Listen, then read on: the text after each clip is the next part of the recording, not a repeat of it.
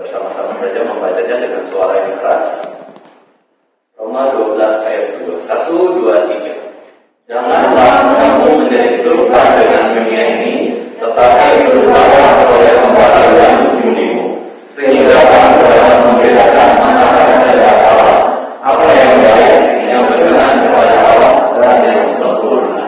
Nah, saudara sekalian, di dalam nasihat Rasul Paulus ini, konteksnya adalah Paulus sudah menjelaskan begitu banyak anugerah Tuhan dan juga begitu banyak kebaikan Tuhan di dalam kehidupan orang-orang yang beriman kepada Yesus Kristus. Keselamatan sudah Yesus berikan. Bukan hanya itu adalah kasih yang terbesar, tetapi kasih sehari-hari di dalam kehidupan kita pun kita diselamatkan, dipelihara oleh Yesus Kristus. Yesus Kristus bukan hanya menyelamatkan kita dari hukuman kematian kekal di neraka, kemudian kita bisa dapat jaminan kekal di surga, tetapi waktu dalam menjalani kehidupan kita sehari-hari ini pun Yesus beserta dengan kita, memelihara hidup kita dan membimbing hidup kita. Bukankah itu anugerah yang begitu besar? Bukankah itu kasih yang begitu besar? Setelah kita menyadari kasih yang begitu besar ini, Paulus menasihatkan suatu perintah, suatu dorongan bahwa persembahkanlah itu, persembahkanlah tubuhmu ya sebagai persembahan yang hidup, kudus dan berkenan. Itu adalah ibadah yang sejati. Karena apa? Karena Yesus sendiri sudah mempersembahkan tubuhnya untuk kita. Dia mati di atas kayu salib menyelamatkan kita yang berdosa. Kemudian Paulus juga melanjutkan lagi dengan nasihat, yaitu apa? Janganlah kamu serupa dengan dunia ini. Ini adalah nasihat yang sungguh-sungguh unik karena sebelum di dalam Yesus Kristus kita semua itu serupa dengan dunia. Tidak ada orang yang lahir ke dalam dunia ini tidak berdosa. Semua sudah jatuh ke dalam dosa. Dan ketika manusia yang berdosa terus hidup dalam dunia yang berdosa, maka dunia ini punya catatannya sendiri, punya gambarannya sendiri. Dunia yang berdosa itu punya patronnya sendiri atau polanya sendiri. Nah, ketika kita ditebus dengan darah Yesus yang begitu mahal, kita tuh beda dengan dunia. Nah, maka orang Kristen itu sungguh-sungguh berbeda dengan orang-orang yang belum di dalam Yesus Kristus. Harusnya ada. Maka Paulus katakan, jangan serupa dengan dunia ini. Ya, jangan serupa dengan dunia ini. Tetapi untuk bisa menjalankan perintah atau nasihat Paulus ini, kita harus sadar kasih karunia yang begitu besar itu. Sadari bahwa Tuhan itu sudah menyelamatkan kita. Barulah kita jalankan nasihat. Ya, kita menjalankan nasihat bukan karena ingin diselamatkan. Tidak, kita sudah diselamatkan oleh Yesus Kristus. Lalu kita jalankan nasihat Paulus, yaitu mempersembahkan tubuh, hidup, lalu jangan serupa dengan dunia ini. Bagaimana? Itu sebagai respons atas kasih karunia Tuhan. Nah, ini yang membedakan iman Kristen dengan iman-iman yang lain. Iman Kristen adalah dikasih dulu, diberi dulu, diselamatkan dulu. Lalu apakah sudah selamat kita diam saja? Tidak. Waktu kita sudah diselamatkan, kita bekerja lebih baik lagi, berbuat baik. Tapi apakah untuk mendapatkan keselamatan? Bukan. Sebagai wujud syukur karena sudah diselamatkan. Tetapi ajaran-ajaran dunia, ajaran-ajaran dunia yang berdosa itu, kita berbuat baik supaya lebih suci, supaya masuk surga, supaya dapat berkat. Tidak. Kita sebagai orang Kristen sudah diberkati dulu, baru kita berbuat baik. Nah, ini perbedaan, sebenarnya perbedaan yang tipis. Tapi kalau kita dalami lagi, ternyata sangat besar perbedaannya. Kita diselamatkan oleh anugerah. Tetapi banyak orang di luar sana itu mau menyelamatkan diri dengan perbuatan baik, dengan doa, dengan berpuasa dan lain-lain. Itu beda ya. Kita berbuat baik itu sebagai ucapan syukur kepada Tuhan. Paulus katakan jangan serupa dengan dunia ini. Nah, ini kita harus sadar karena apa kita lakukan jangan serupa dengan dunia ini, karena kasih karunia yang sudah Tuhan berikan dengan luar biasa. Kalau kita lihat dunia barat, saudara sekalian, itu ajaran dunia barat itu adalah yang paling menonjol itu liberalisme. Ya, liberalisme itu mengatakan bahwa kita boleh bebas sebebas-bebasnya, bebas tanpa aturan, pemerintah tidak boleh mengekang hak kita, misalkan dalam menggunakan masker atau tidak. Sehingga ketika mereka menonjolkan bebas ataupun hak bebas mereka, itu malah menjadi kacau balau, kebebasan yang tanpa aturan. Ya, bukan berarti kita tidak ada kehendak bebas, betul, kita boleh melakukan kehendak bebas dengan bebas, tapi ada aturannya yang menjaga kita. Nah, ketika dunia barat ada budaya yang berdosa yaitu liberalisme, akhirnya apa? Penyebaran corona begitu melimpah ruah, banyak yang meninggal. Yang celaka adalah mereka sendiri. Seks bebas, kayak gitu ya. Seks bebas juga di dalam dunia barat biasa. Kalau di dunia timur kita sadar ini nggak boleh, kita masih sembunyi-sembunyi, masih takut, dan memang tidak boleh sebenarnya. Kita katakan tidak boleh. Ya, seks bebas, berzina, dan lain-lain. Nah, itulah liberalisme gitu. Penganut kepercayaan harus hidup bebas sebebas-bebasnya, sehingga kita melakukan dosa dengan sebebas-bebasnya juga. Nah, ini kita tolak. Kita katakan jangan serupa dengan dunia. Terus tolak itu. Liberalisme kita tolak. Di budaya timur biasanya pluralisme. Pluralisme adalah menganggap semua kepercayaan itu sama saja. Ya, agama kamu sama, saya benar, kamu benar, gak ada yang salah. Semua dipelajari boleh. Kalau gitu apa gunanya kita punya iman di dalam suatu kepercayaan dan ajaran tertentu? Kalau semua kepercayaan itu benar, semua kepercayaan itu bisa kita terima, maka ganti-ganti agama saja setiap hari. Justru karena kita anggap ini berbeda, ada yang benar, ada yang salah, ada yang lebih masuk akal bagi kita, ada yang lebih kita imani, kita pegang kepercayaan tersebut. Nah, pluralisme ini mengajarkan semua benar, nggak usah debat, nggak usah diskusi, nggak usah belajar firman. Kalau kita benar, kitab-kitab yang lain juga benar, pelajari aja semua. Wah, ini kan nggak benar ya.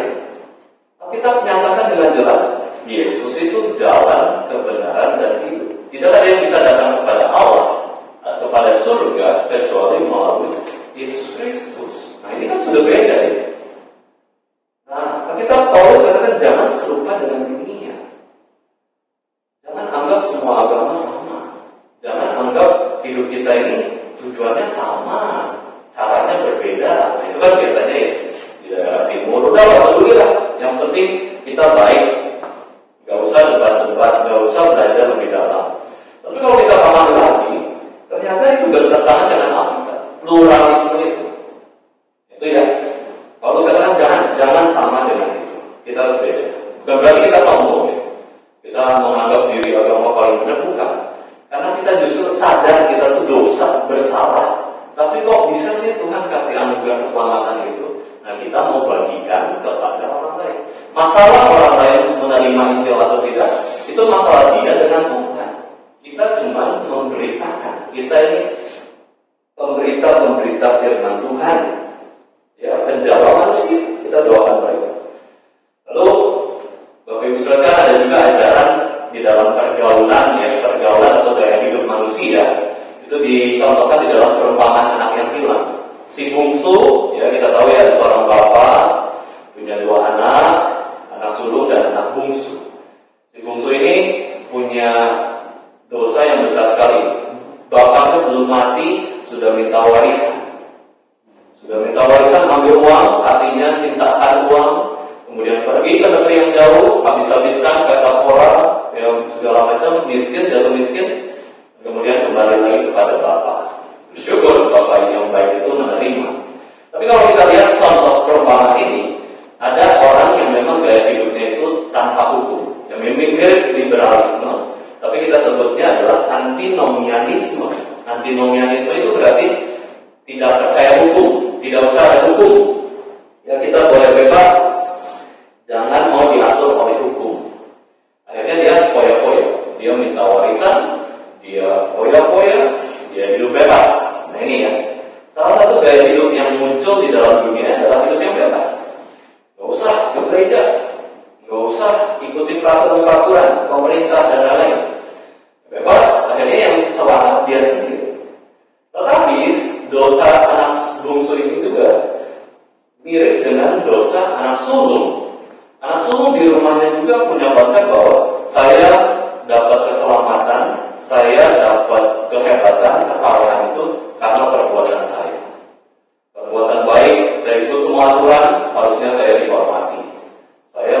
keren, lebih hebat, lebih taat, makin jadi sombong. Ada orang-orang tertentu juga di tempat ibadah justru makin sombong. Saya rajin ibadah, saya rajin berdoa, saya rajin baca Alkitab. Sombong, dan akhirnya memikirkan bahwa kalau saya tidak mengikuti semua peraturan ini, maka saya tidak bisa selamat. Nah, ini berarti legalisme. Nah, ini kita banyak pelajari kepercayaan ya. Iman-iman, ada liberalisme, tadi pluralisme, antinomianisme, tapi ada orang juga yang legalisme. Ya, semua diukur dengan peraturan. Kalau kamu baik, baru dapat berkat. Kalau tidak, maka tidak dapat berkat. Mau itu kan? Apakah Alkitab begitu? Yang baik pasti dapat berkat, yang tidak baik pasti dihukum Tuhan. Kalau itu tidak ada anugerah. Kita justru semuanya jahat. Kita sudah berdosa, kita sudah lawan Tuhan, tapi ada orang yang diberkati Tuhan.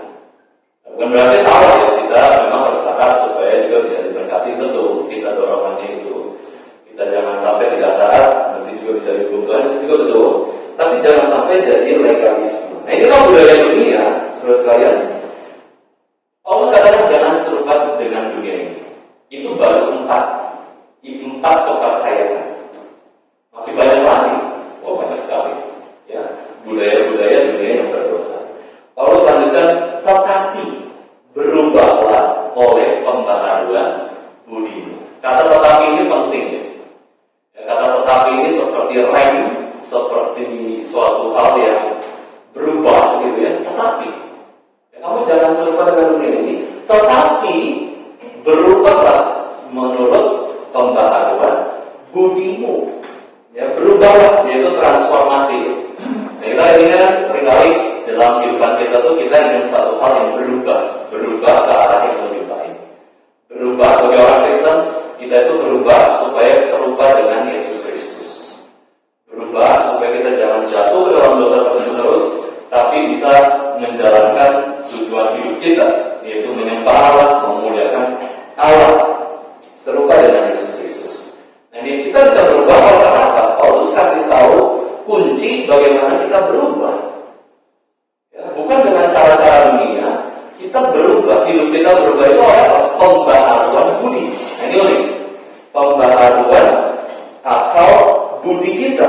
Nah, pembaharuan akal budi itu adalah konteks di dalam ayat ini adalah pembaharuan akal budi yang sudah diterangi firman Tuhan dan juga dipimpin oleh Allah Roh Kudus. Itu pembaharuan akal budi, bukan cuma akal budi. Karena orang di luar Kristen pun punya akal budi. Ya, mereka pintar, mereka punya pemikiran yang cemerlang. Tapi yang dimaksud Paulus adalah kita bisa berubah untuk serupa dengan Kristus sesuai dengan tujuan hidup kita adalah akal budi yang sudah diterangi firman Tuhan. Akal budi yang sudah dipimpin oleh Roh Kudus. Sehingga ketika kita berpikir, kita memikirkan pikiran Kristus, dan juga ketika kita merasa, kita pun merasa perasaan Yesus Kristus. Inilah hidup Kristen. Apa sih Kristen itu? Pengikut Kristus. Bagaimana kalau kita menyebut diri kita pengikut Kristus, tapi tidak memikirkan pikiran Kristus dan juga perasaan Yesus Kristus? Nah, sekarang kita akan pahami definisi pembaharuan akal budi, Bapak Ibu Saudara sekalian. Yang pertama yang kita bisa pelajari adalah pembaharuan akal budi itu adalah kita betul-betul menambah pikiran-pikiran kita itu dengan firman Tuhan. Setiap orang itu punya pikiran sendiri-sendiri. Manusia berdosa itu punya pikiran sendiri. Apalagi tadi ada yang hobi membaca buku. Membaca buku berarti kan menyerap pikiran orang ke pikiran kita, lalu kita olah. Banyak sekali pikiran kita di dalam hati kita ini. Ketika kita melakukan pembaharuan akal budi, itu berarti kita menambah firman Tuhan. Kita isi pikiran kita, hati kita dengan firman Tuhan yang sesuai dengan Alkitab. Itu namanya belajar firman Tuhan. Setiap hari, setiap orang itu biasanya tahu apa yang namanya belajar.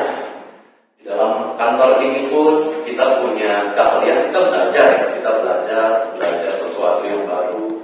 Di sekolah kita belajar. Tetapi hati-hati ya, orang Kristen jangan lupa belajar firman Tuhan. Karena ini adalah tugas yang kita terima dari Yesus Kristus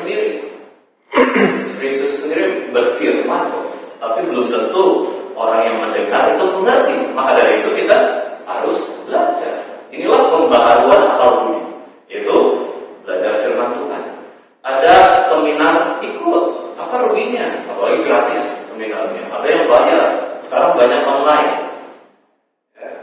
Harus ada sikap hati yang mau belajar firman Tuhan. Jangan hanya belajar ya untuk bisa cari uang, terus hidup dengan baik. Itu penting betul. Tapi juga jangan sampai hilangkan tugas kita belajar firman Tuhan.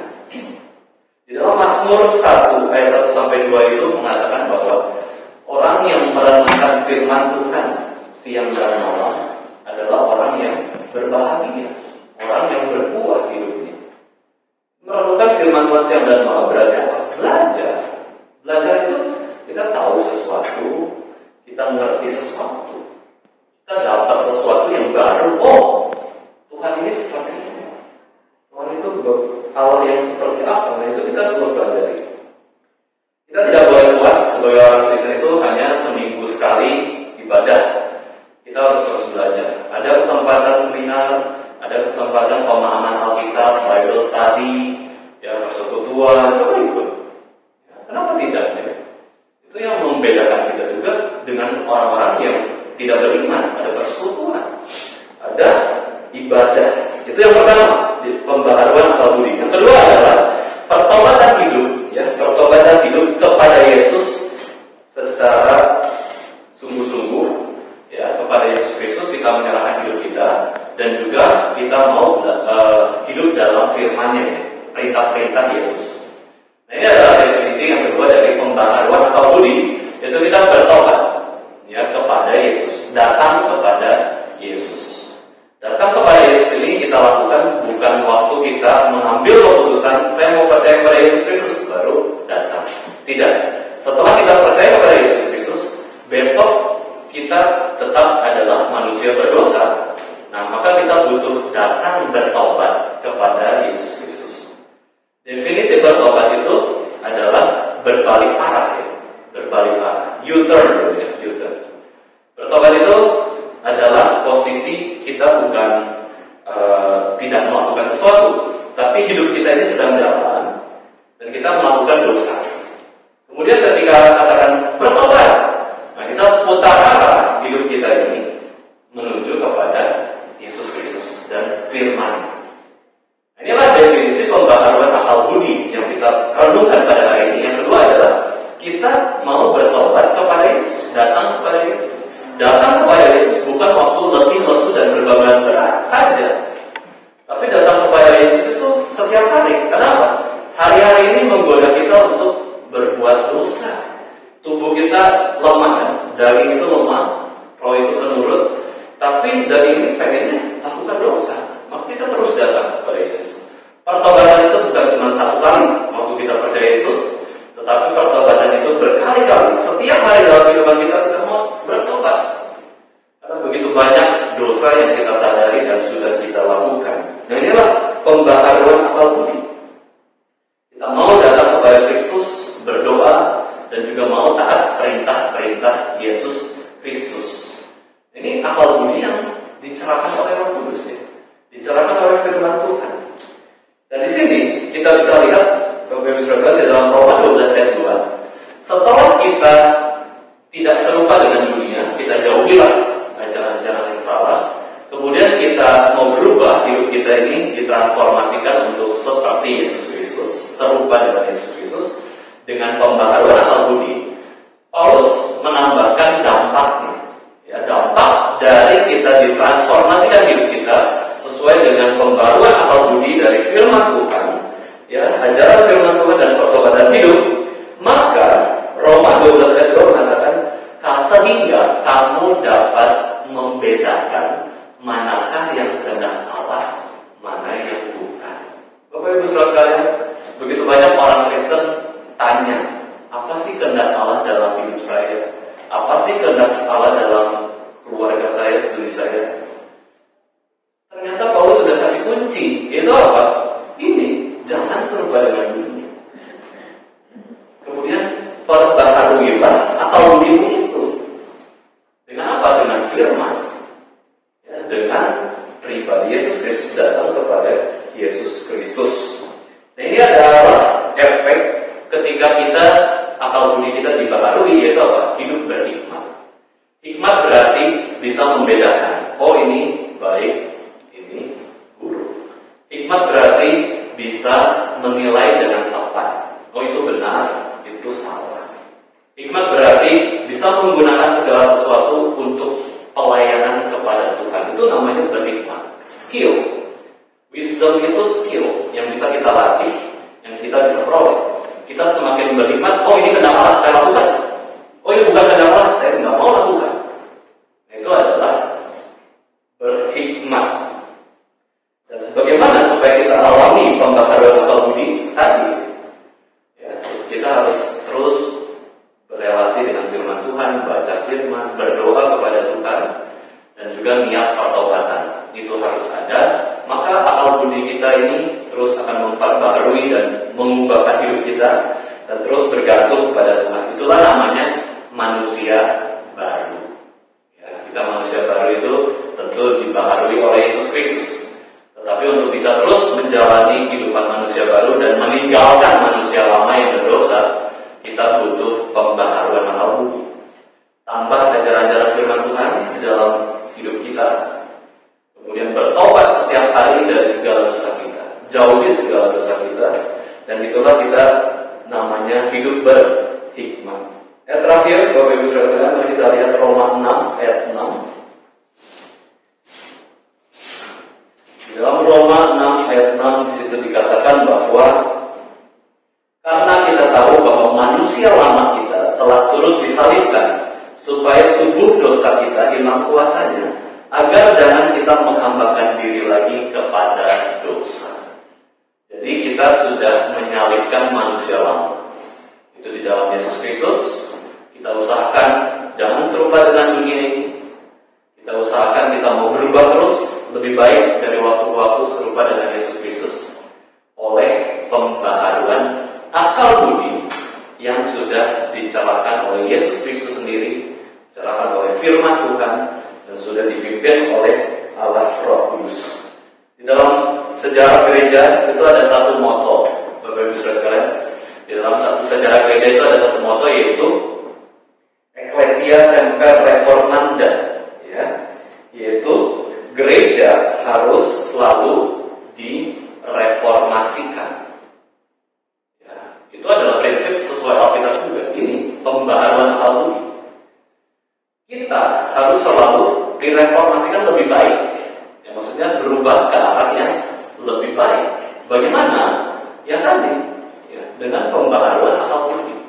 Akal budi ini kita harus mengerti itu adalah pikiran kita, ya, pikiran yang ada dalam diri kita. Kemudian kita isi dengan firman Tuhan, isi dengan kebenaran, isi dengan pribadi Yesus Kristus, pikiran Yesus Kristus. Ini sesuai dengan ayat yang menjadi pembahasan kita. Nah, kiranya Bapak Ibu Saudara sekalian, kita boleh terus memiliki pikiran Kristus, ya. Ini adalah akal budi yang sudah dicerahkan. Kemudian akal budi ini adalah sebenarnya start awal bagaimana kita serupa dengan Kristus. Bapak Ibu Saudara, pertama-tama untuk bisa mengubah orang itu, ubah perilakunya dulu, atau pikirannya, atau hatinya. Semua pengajar-pengajar, guru-guru, ya, pengajar anak-anak itu katakan perilaku itu bisa kelihatan baik lah semuanya. Itu bisa kita atur perilaku-perilakuan. Tetapi hatinya ini kita perlu sentuh juga. Dalam arti kita ngomong hati-hati, tukar pikiran, ya, terus kita koreksi dan minta anugerah Tuhan juga supaya mengubah orang tersebut. Kalau mengubah perilaku paling gampang, kasih reward, punishment, langsung orang itu jadi baik. Tapi ketika tidak ada reward, tidak ada penghargaan, tidak ada hukuman, orang itu yang muncul, ya, jati dirinya itu muncul, ternyata begitu jahat. Berapa banyak anak yang lahir di keluarga, ya, mungkin di keluarga itu baik-baik, tapi ketika besar sudah tidak ada reward dan punishment lagi, ya, pergi ke kota mana gitu, mungkin udah kerja sendiri, wah ternyata jati dirinya seperti itu. Nah, itu penting. Pertama-tama kita akal budi kita itu diisi firman, dicerahkan dulu, baru perilaku itu akan berubah. Jangan fokus di perilaku dulu, ya, tapi fokus di hati atau pikiran, ya, akal budi. Karena akal budi yang membedakan membandingkan kita dengan makhluk-makhluk yang lain. Pada itu kita perlu mengisi pikiran kita dengan firman Tuhan yang baik supaya kita bisa berbuah ratusan kali lipat. Saya sangat sedih juga ya ketika merenungkan perumpamaan penabur itu. Kan ada 4 jenis tanah, tapi sayangnya cuma satu yang bertumbuh, subur, dan berbuah lebat. Berarti kita bisa lihat banyak hati itu yang tidak mau terima firman. Begitu ada kesulitan, lupakan Tuhan. Begitu dapat firman, dicuri oleh iblis. Begitu ada ajaran yang sesat, dia nggak kuat, dia ikut lagi. Nah, itu pentingnya ya, pentingnya kita mau supaya hati kita itu dipenuhi oleh Kristus, kita minta anugerah. Setelah kita dapat anugerahnya, kita berjuang dengan sekuat tenaga supaya kita boleh berubah serupa dengan Kristus melalui pembaharuan akal budi kita. Mari kita sama-sama berdoa. Tuhan Bapa kami yang ada di surga, kami bersyukur Tuhan kami boleh merenungkan firman Tuhan dari Roma 12 ayat 2 ini. Kami sadar Tuhan kami sudah begitu banyak menerima karunia dari Tuhan, begitu limpah berkat Tuhan. Tetapi kiranya ketika kami menyadari anugerah yang begitu limpah ini, kami bisa berespons dengan taat pada perintah-perintah Tuhan. Ajari kami Tuhan untuk menjauhi dunia, memikirkan hal-hal yang benar, yang mulia, dan ajari kami juga Tuhan untuk betul-betul merindukan perubahan hidup dalam hidup kami untuk semakin serupa dengan Yesus Kristus. Akhirnya Tuhan tambahkan semangat, kerinduan kepada kami untuk belajar terus firman Tuhan dan juga bersekutu di dalam doa kepada Tuhan. Karena itulah yang memberikan kami pertumbuhan dan juga perubahan hidup ke arah yang Tuhan mau. Di dalam nama